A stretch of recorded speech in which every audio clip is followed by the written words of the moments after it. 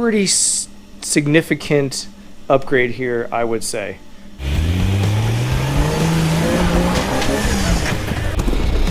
Oh yeah!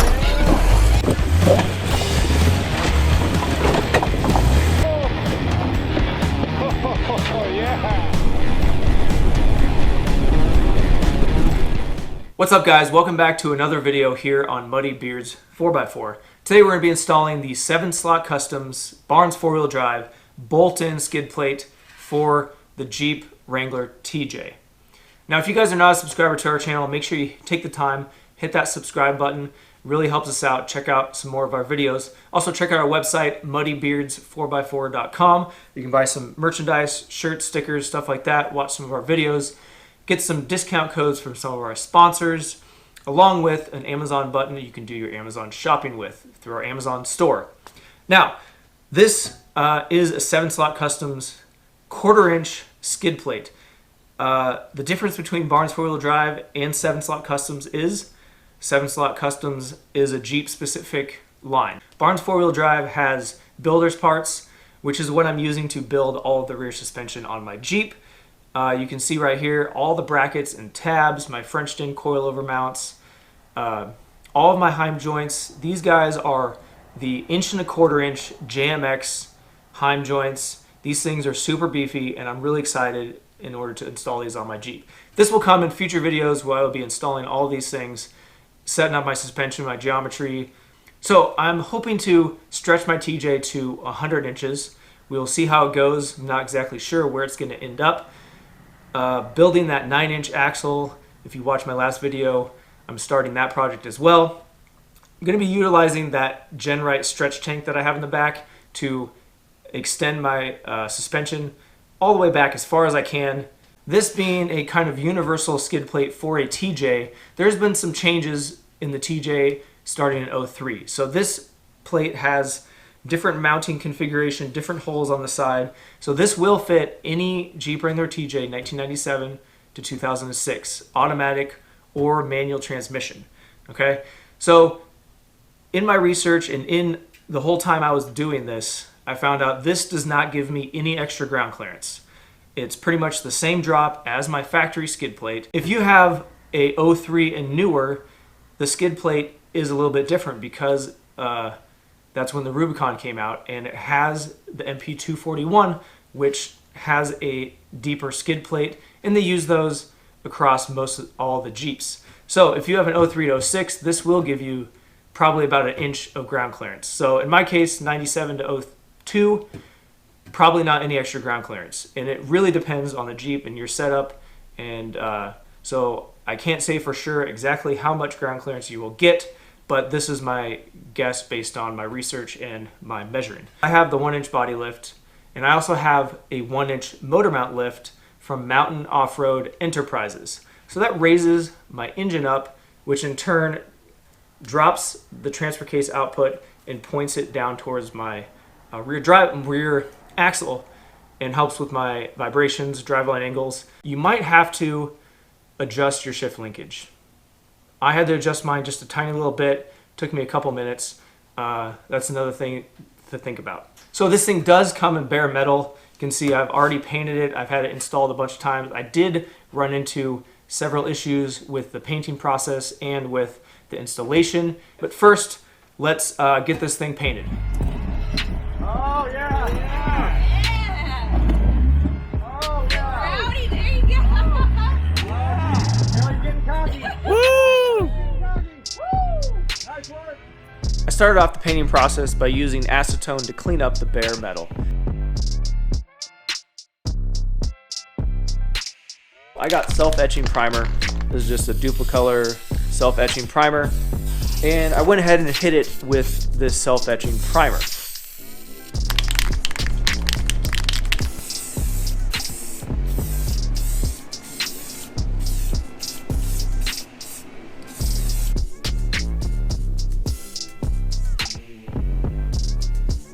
I am not a painter. I really do not like painting. I usually just hit it with some paint, semi-gloss or flat black.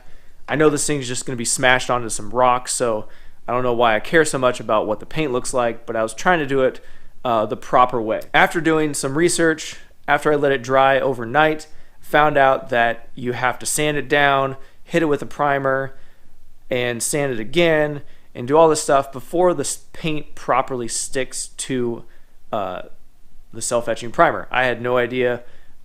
Basically, I made a mistake. So this is just so you guys don't make the same mistake as me. You cannot use self-etching primer and then just paint over it and expect it to stick. As you can see right here, I can just rub my hand up on it and it just comes right off onto my finger. It does not stick. This took me 3 days because I was painting, drying, let it sit overnight. Then it was very frustrating because I have no idea what I'm doing. I ended up using my Scotch-Brite, cleaning the whole thing up, scuffing it all up. I ended up just going with this Rust-Oleum truck bed coating. It's not a truck bed liner, it's a lot thinner than that, which is kind of what I was going for. I ended up really liking it. It covered it pretty well considering all the garbage that was underneath it.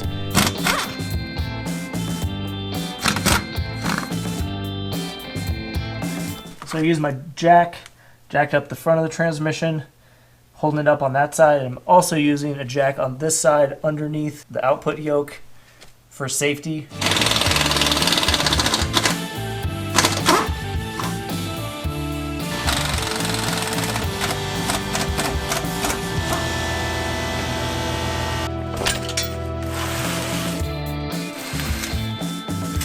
And since we have it off, now is a great time to inspect your nut certs in your frame to make sure they aren't all rusted out, falling apart, spinning.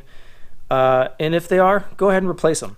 I would also inspect your transfer case, exhaust, anything that you can not see when the skid plate is on. So side by side, you guys can see the obvious advantages of this is tacoed. This is tacoed, everything here. That thing is just smashed. Literally nothing on this thing is straight. It is not flat at all. Pretty significant upgrade here, I would say. We're at 11 inches and 13. This will be on the other side of this, but these are where it will mount up. So it can be right here, or right here. From the front, the narrower part is the front. I want 11 and 13. So these slots will be where the transmission mount will go. So we got 11 and we got 13. I know that I cannot move it to any of these other ones because it would be not even to the first mount. So I know that I will have to mount this at the farthest back location.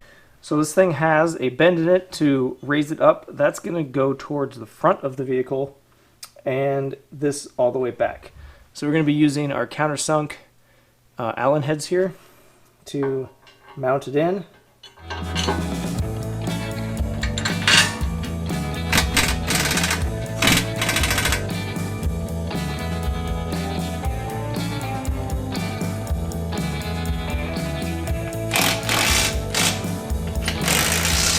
Well guys, I ran into a pretty significant issue with this skid plate that I'm going to have to figure out.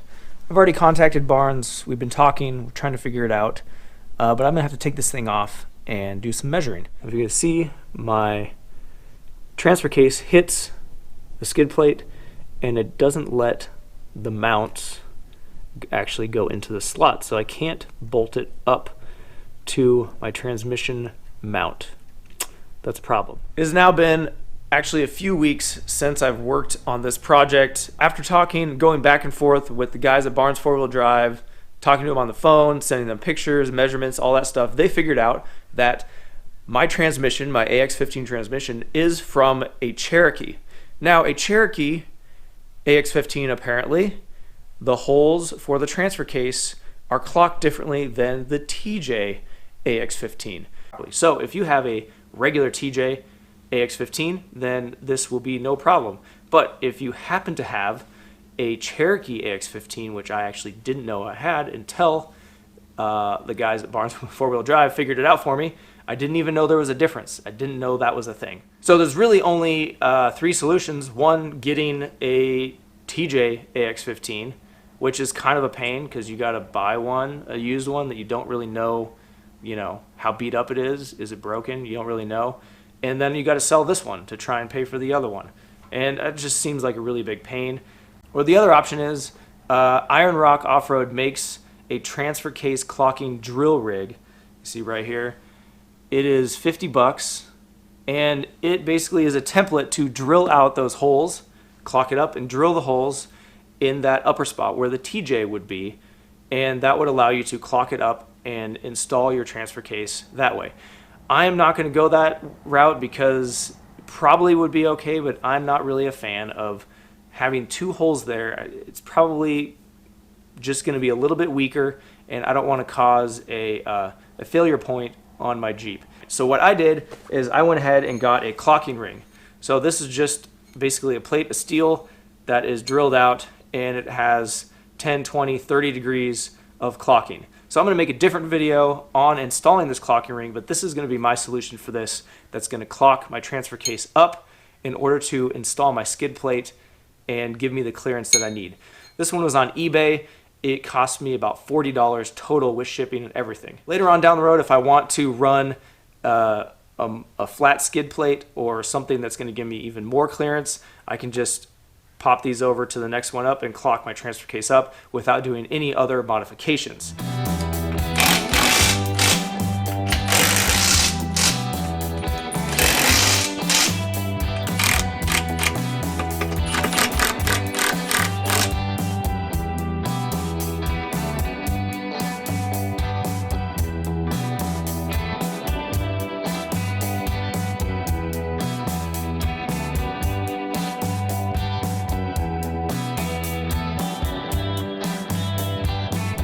Now, with that out of the way, I can move on to the next step in building my long arm in the rear and stretching the TJ.